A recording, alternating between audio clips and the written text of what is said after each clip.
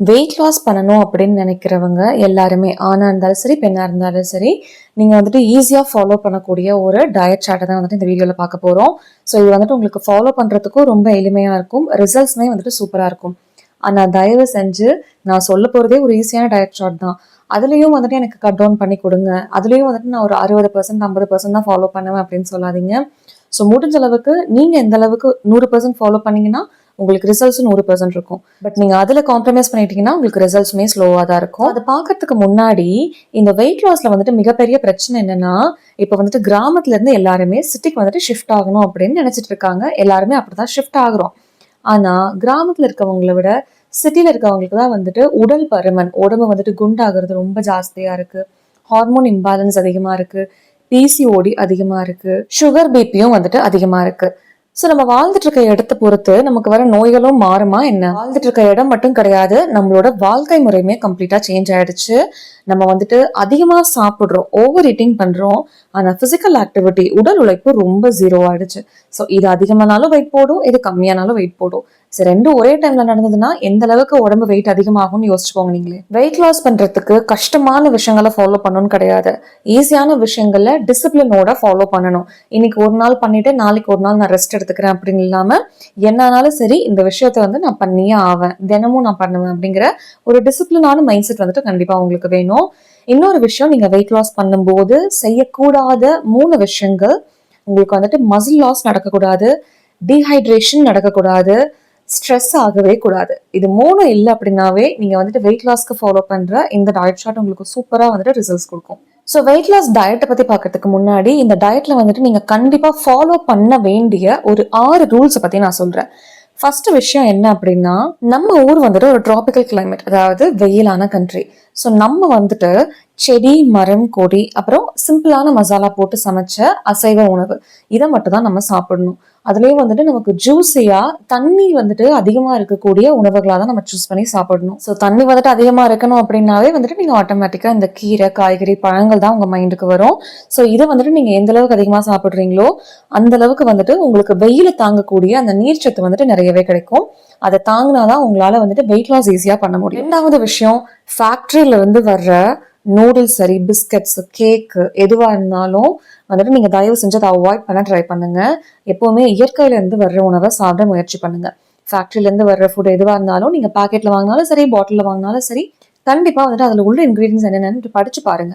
உங்களுக்கு புரியாத நிறைய கெமிக்கல்ஸோட பேர் இருந்ததுன்னா தயவு செஞ்சு அப்படியே திருப்பி வச்சிருங்க. அது வந்து உங்களோட ஹார்மோன்ஸை பயங்கரமா டிஸ்டர்ப் பண்ற விஷயங்கள் தான். 3வது விஷயம், நீங்க வந்துட்டு இந்த சிப்ஸ், மிக்சர் இதெல்லாம் வந்துட்டு அதிகமா சாப்பிட்டுட்டு இருந்தீங்க அப்படின்னா அதை கம்ப்ளீட்டா அவாய்ட் பண்றது கஷ்டமா இருக்கும். ஸோ முடிஞ்ச அளவுக்கு அதை வந்துட்டு ரீப்ளேஸ் பண்ண ட்ரை பண்ணுங்க. பழங்கள் சாப்பிடுங்க, நட்ஸ் சாப்பிடுங்க, சீட்ஸ் சாப்பிடுங்க. நீங்க வந்துட்டு இந்த கொக்கோ கோலா, பெப்சி இந்த மாதிரி ஜூஸ் எல்லாம் அதிகமா குடிச்சிட்டு இருந்தீங்க அப்படின்னா முடிஞ்ச அளவுக்கு வந்துட்டு மோஸ்ட்லி வெளியில போகும்போது அந்த மாதிரி குடிப்பீங்க. அதை வாங்கலாம்னு தோணும் போதே வந்துட்டு நீங்க டக்குன்னு அந்த கடையை விட்டு கிராஸ் பண்ணி போயிட்டு உங்களுக்கு கண்டிப்பா வந்துட்டு இந்த வெயில் காலத்துல இளநீ கிடைக்கும், மோர் கிடைக்கும், கம்பங்கூழ்லாம் கூட வந்துட்டு இப்போ ஈஸியா கிடைக்க ஆரம்பிச்சிருச்சு. ஸோ அந்த மாதிரி வாங்கி வயிறு ஃபுல்லா குடிச்சிருங்க. அதை குடிச்சதுக்கு அப்புறம் கண்டிப்பா இந்த மாதிரியான விஷயங்கள் உங்களுக்கு சாப்பிடலாங்கிற தோணலே இருக்காது. 4வது விஷயம், எது சாப்பிட்டாலும் முழுமையான ஒரு உணவா வாங்கி சாப்பிடுங்க. அதாவது நீங்க வந்துட்டு அரிசியிலையும் சரி, சிறுதானியத்திலையும் சரி உங்களுக்கு வந்துட்டு ஓரளவுக்கு ஃபைபர் இருக்கும்.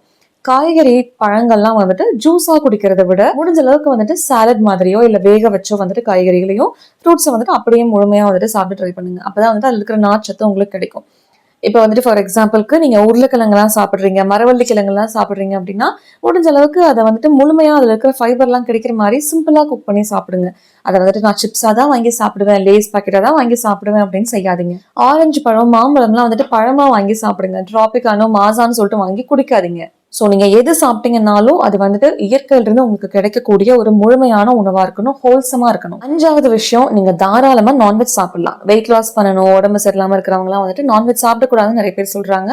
நீங்க தாராளமா சாப்பிடுங்க. ஆனா வந்துட்டு ப்ராசஸ்டு மீட் சாப்பிடாதீங்க, ஃப்ரைட் மீட் சாப்பிடாதீங்க, இந்த KFC, சிக்கன், பர்கர், பீஸா அந்த மாதிரி சாப்பிடாதீங்க. உங்க அம்மா வந்துட்டு உங்களுக்கு எப்படிலாம் சமைச்சு கொடுத்தாங்க, உங்க பாட்டி வந்துட்டு எப்படிலாம் சமைச்சாங்க, அந்த மாதிரி வீட்டு முறை சமையல்ல ரொம்ப சிம்பிளான மசாலாஸ்லாம் யூஸ் பண்ணி முடிஞ்ச அளவுக்கு வேக வச்சு சாப்பிடுங்க. பொரிச்சு சாப்பிடாதீங்க எண்ணெயில வந்துட்டு. அதுவும் இப்பெல்லாம் வந்துட்டு ரீஃபைண்ட் ஆயில், பாம் ஆயில் தான் வந்துட்டு வீட்லயே நிறைய யூஸ் பண்றாங்க சிக்கன்லாம் பொரிக்கிறதுக்கு. அந்த மாதிரி தயவு செஞ்சு சாப்பிடாதீங்க. வேக வச்ச அசைவ உணவு வந்துட்டு கண்டிப்பா உங்களுக்கு நல்லதுதான் செய்யும். 6வது விஷயம், எந்த ஒரு நமக்கு ஈஸியா வந்துட்டு லோக்கல்ல கிடைக்கிற உணவுகளே வந்துட்டு சூப்பர் மார்க்கெட்ல போயிட்டு பாக்கெட்ல வாங்காதீங்க.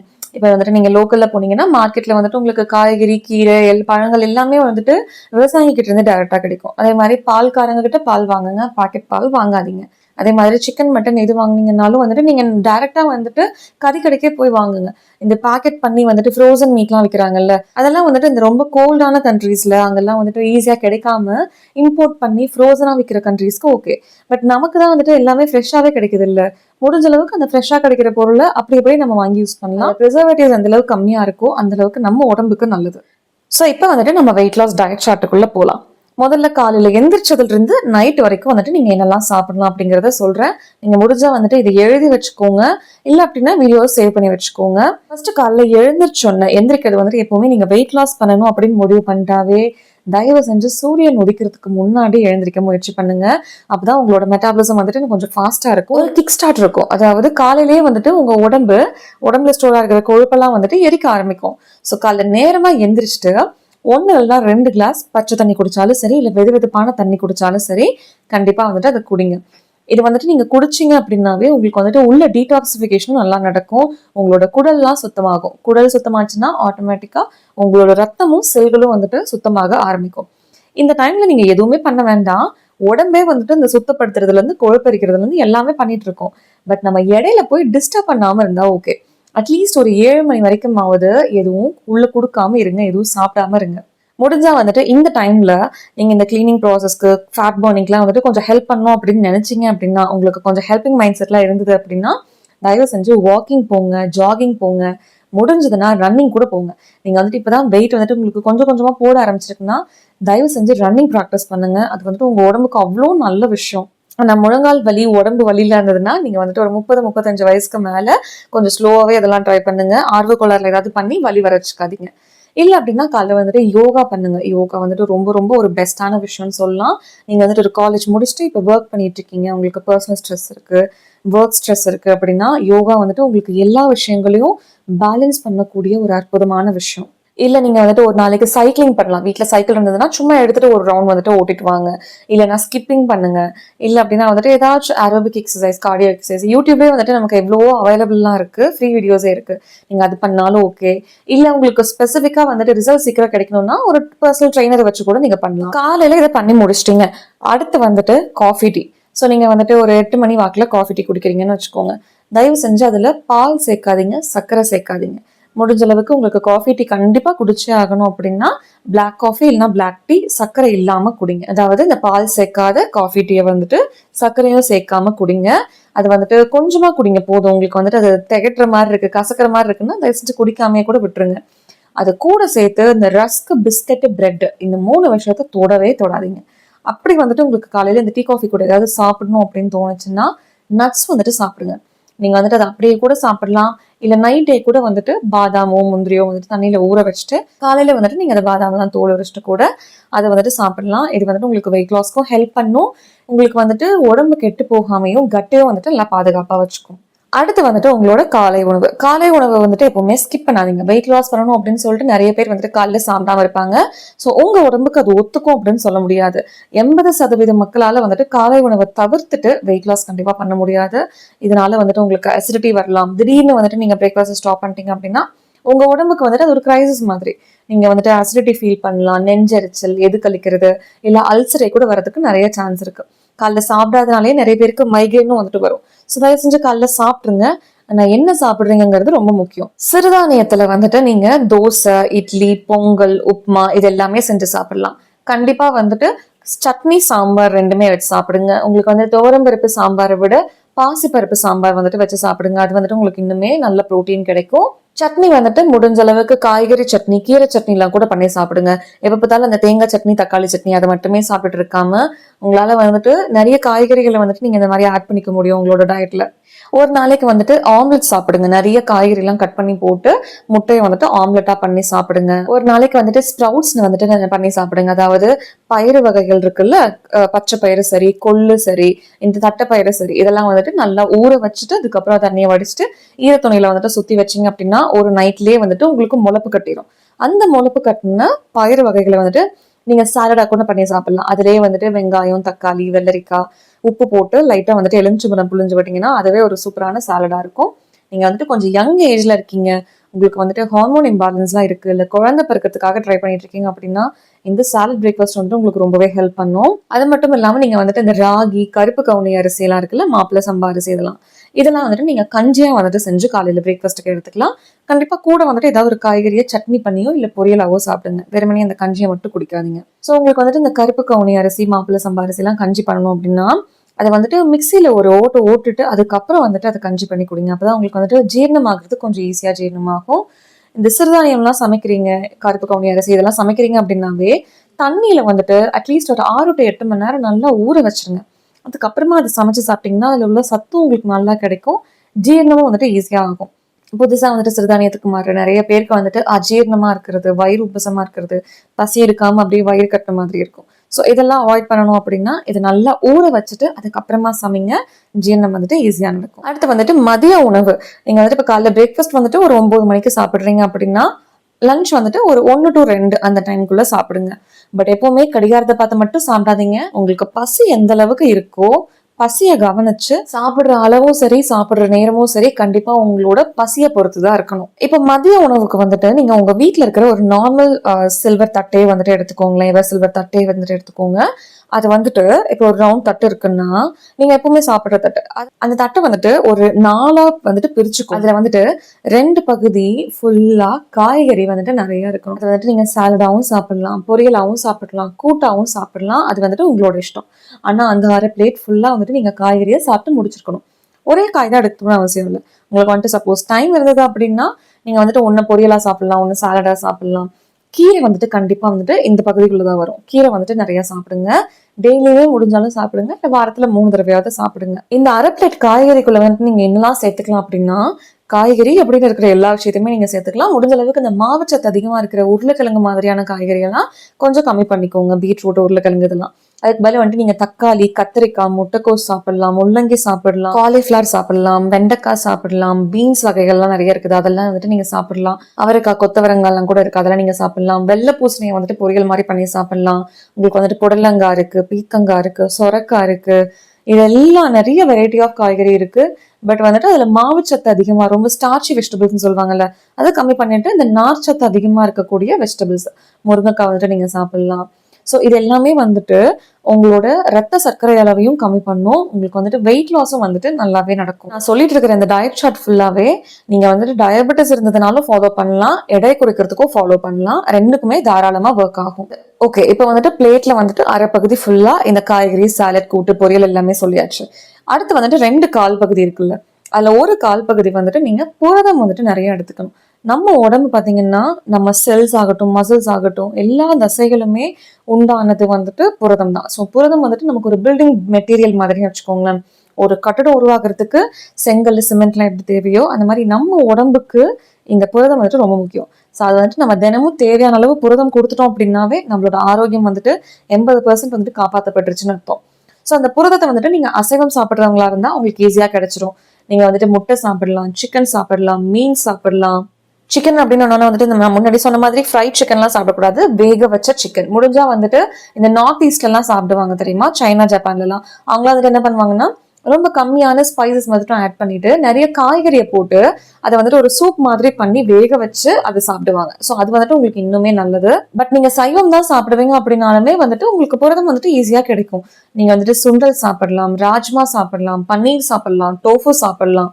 இல்ல உங்களுக்கு வந்துட்டு இதெல்லாம் வாங்குறதுக்கு ரொம்ப கஷ்டமா இருக்கு அப்படின்னா நிலக்கடலை, மொச்சப்பயிறு இதெல்லாம் இருக்குல்ல, இதுலயுமே உங்களுக்கு நல்ல புரதம் வந்துட்டு நிறைய இருக்கு. ஸோ இதெல்லாம் கூட தினமும் ஏதாவது ஒண்ணு வந்துட்டு நீங்க சாப்பிடலாம். இன்னொரு கால் பகுதியும் வந்துட்டு நீங்க வந்துட்டு இந்த சாதமா இருக்கட்டும், சப்பாத்தியா இருக்கட்டும், ரொட்டியா இருக்கட்டும், எதை சாப்பிடணும்னு விரும்புறீங்களோ அதை வந்துட்டு மீதி அந்த கால் பகுதிக்குள்ள வச்சுக்கோங்க. பட் இந்த சப்பாத்தி, ரொட்டியுமே வந்துட்டு தொடர்ந்து இந்த கோதுமை மாவுல மட்டுமே சாப்பிட்டீங்கன்னாவே வந்துட்டு உங்களுக்கு குளூட்டன் வந்துட்டு, நீங்க குளூட்டன் இன்டாலரன்ஸ் இல்லை அப்படின்னாலுமே உங்களோட குடலுக்கு வந்துட்டு நல்லது கிடையாது. ஸோ முடிஞ்ச அளவுக்கு இந்த மல்டிகிரெயின் பக்கம் போங்க. வந்துட்டு நீங்க நிறைய இந்த கம்பு, சோளம், ராகி இதெல்லாம் வந்துட்டு ரொட்டி மாதிரி பண்ணி சாப்பிட்டு ட்ரை பண்ணுங்க. நீங்க தோசை கூட சாப்பிடலாம். பட் மதிய டைம்ல உங்களுக்கு தோசை ஓகே இல்லை அப்படின்னா முடிஞ்ச அளவுக்கு சிறுதானிய ரைஸ் கூட நீங்க சாப்பிடலாம். ஏன்னா சவுத் இந்தியாவில் இருந்துகிட்டு நமக்கு வந்துட்டு மதிய நேரத்துல இந்த ரொட்டி, சப்பாத்தி எல்லாம் சாப்பிடுறது கொஞ்சம் கஷ்டமா இருக்கும். சாதம் சாப்பிடலாம்னு தான் தோணும். ஸோ உங்களுக்கு வெள்ளை அரிசி சாதமும் சாப்பிடுங்க. இதுல வந்துட்டு நீங்க அதை சாப்பிட்டீங்கனாலுமே இப்ப நான் சொன்ன உணவு முறையெல்லாம் ஃபாலோ பண்ணும்போது உங்களுக்கு பெரிய அளவுக்கு பாதிக்காது வெள்ளை சாதம் சாப்பிடும்போது. பட் இன்னும் ரிசல்ட்ஸ் பெட்டரா வேணும் அப்படிங்கும்போது நீங்க சிறுதானியம் பக்கமும் போகலாம். ஓகே, இப்ப லஞ்ச் வந்துட்டு முடிஞ்சிருச்சு. சாயங்கால நேரம் ஸ்நாக்ஸ். ஸோ இந்த டைம்ல தான் வந்துட்டு நம்ம எல்லாருமே ரொம்ப வழுக்கி விழுந்துருவோம். யூஸ்வலா நமக்கு ஸ்நாக்ஸ் அப்படின்னாவே சாயங்காலம் என்ன ஞாபகம் வரும்? ஒரு டீ காஃபி கூட வந்துட்டு பஜ்ஜி போண்டா சமோசா இல்ல வந்துட்டு இனிப்பா வந்துட்டு ஏதாவது ஒரு ஸ்வீட்ஸோ இல்ல பிஸ்கட்ஸோ வீட்டுல வந்துட்டு ஸ்நாக்ஸ் டப்பான்னு தனியா ஒண்ணு வச்சிருப்போம் அதுக்காகவே. இதுல ஏதாவது ஒரு பிளேட் கண்டிப்பா வந்துட்டு உள்ள போயிடும். ஸோ அதெல்லாம் அதுக்கு பதிலா இப்ப நான் சொல்ற ஸ்நாக்ஸ் வந்துட்டு நீங்க சாப்பிடலாம். நீங்க வந்துட்டு ஒரு கப் ஃபுல்லா வந்துட்டு ஃப்ரூட்ஸ் சாப்பிடலாம், பழங்கள் சாப்பிடலாம். ரொம்ப இனிப்பான பழங்களுக்கு போகாதீங்க. நார்ச்சத்து அதிகமா உள்ள அந்த மாதிரியான பழங்களுக்கு போங்க. நீங்க வந்துட்டு கொய்யாப்பழம் சாப்பிடலாம், பப்பாளி சாப்பிடலாம். பழாப்பழம்லாம் வந்துட்டு நீங்க வெயிட் லாஸ் பண்ணணும் அப்படின்னு நினைச்சீங்கன்னா முடிஞ்ச அளவுக்கு இந்த சப்போட்டா பழாப்பழம்லாம் கொஞ்சம் ஸ்டாப் பண்ணிக்கோங்க. அதெல்லாம் வந்துட்டு சர்க்கரை சத்து ஜாஸ்தி. பழமாவே இருந்தாலும் ஓரளவுக்கு வந்துட்டு இனிப்பு உள்ள போச்சுன்னா உங்களுக்கு ஒன்றும் பண்ணாது. நீங்க வந்துட்டு வெஜிடபிள் சூப் சாப்பிடலாம், இல்ல வந்துட்டு எலும்பு வந்துட்டு சூப்பா செஞ்சு சாப்பிடலாம். இந்த ஆட்டுக்கால் சூப்பு இல்லைன்னா வந்துட்டு சிக்கன் பிராத்ன்னு சொல்லுவாங்க, இந்த மாதிரி சூப் பண்ணி சாப்பிடலாம். வறுத்த கொண்ட கடலையோ இல்ல நிலக்கடலையோ வந்துட்டு ஒரு ஸ்நாக்ஸ் மாதிரி சாப்பிடலாம். இல்ல நட்ஸ் அண்ட் சீட்ஸ் வந்துட்டு உங்களுக்கு வாங்க முடிஞ்சது அஃபோர்டபுளா இருந்ததுனாலும் நீங்க அதிகமா வந்துட்டு ஸ்நாக்ஸ் சாப்பிடலாம். இல்ல வந்துட்டு உங்களுக்கு இந்த சாண்ட்விச் மாதிரி எல்லாம் பண்ணி சாப்பிடணும், நீங்க வந்துட்டு அந்த மாதிரி சாப்பிட்டு பழகிட்டீங்க அப்படின்னா ப்ரௌன் பிரெட்லாம் இருக்கும், மல்டிகிரெயின் பிரெட்லாம் இருக்கும். ஸோ அதுல வந்துட்டு நிறைய காய்கறி எல்லாம் வச்சு அதுல வந்துட்டு கொஞ்சம் ஆரோக்கியமான முறையில நீங்களே செஞ்சு சாப்பிடுங்க. முளைக்கட்டின பயிர் நீங்க வந்துட்டு காலைல பிரேக்ஃபாஸ்ட்டுக்கு சாப்பிட்டுருப்பீங்கல்ல, அது கொஞ்சம் மீதி இருந்ததுன்னா அதே நீங்க வேக வச்சு கூட தாளிச்சு சாப்பிடலாம். பட் எக்காரணத்தை கொண்டும் அந்த சாயங்கால நேரத்துல வந்துட்டு இனிப்பான விஷயம் எதுவுமே சாப்பிடாதீங்க. அதுவும் முக்கியமா இந்த வெளியில போகும்போது இந்த மால்ஸ் எல்லாம் போகும்போது தான் வந்துட்டு பேஸ்ட்ரி சாப்பிடலாம், கேக் சாப்பிடலாம், சாக்லேட் சாப்பிடலாம், ஐஸ்கிரீம் சாப்பிடலாம்னு சொல்லிட்டு தோணிக்கிட்டே இருக்கும். தயவு செஞ்சு அந்த மாதிரி விஷயங்கள் நீங்க வெயிட் லாஸ் பண்றீங்க அப்படின்னா அப்படியே தூர தள்ளி வச்சிருங்க. அதை வேண்டான்னு சொல்ற அளவுக்கு வந்துட்டு உங்களுக்கு மன உறுதி கண்டிப்பா வேணும். நைட் சாப்பாடுமே வந்துட்டு நீங்க லஞ்சுக்கு சாப்பிட்ட மாதிரியும் சாப்பிடலாம். இல்ல உங்களுக்கு பசி ரொம்ப கம்மியா இருக்குன்னா வெறும் வேக வச்ச காய்கறிகள் அது கூட வந்துட்டு ஏதாவது ஒரு சட்னி, அதுவே வந்துட்டு உங்களுக்கு வயிறு ஃபுல்லா இருக்கும். உங்களுக்கு பத்தல அப்படின்னா ஒரு சப்பாத்தியோ இல்ல ஒரு தோசையோ இல்ல ஒரு இட்லியோ கூட வந்துட்டு வச்சு சாப்பிட்டுக்கலாம். இல்ல அந்த இட்லி தோசை சப்பாத்திக்கு பதிலா வந்துட்டு உங்களுக்கு ஆம்லெட் ஓகே, இல்ல மீன் சிக்கன் மாதிரி சாப்பிட்டாலும் ஓகே அப்படின்னாலும் அதுவும் வந்துட்டு ஓகே தான். அதுவும் வந்துட்டு உங்களுக்கு நல்லதுதான். ஆனா முடிஞ்ச அளவுக்கு நீங்க வெயிட் லாஸ் ட்ரை பண்ணாலும் சரி இல்ல மத்த எந்த ஹெல்த் இஷ்யூஸா இருந்தாலும் சரி, இரவு உணவை வந்துட்டு நீங்க 7 மணிக்கு முன்னாடி சாப்பிட்டுருங்க.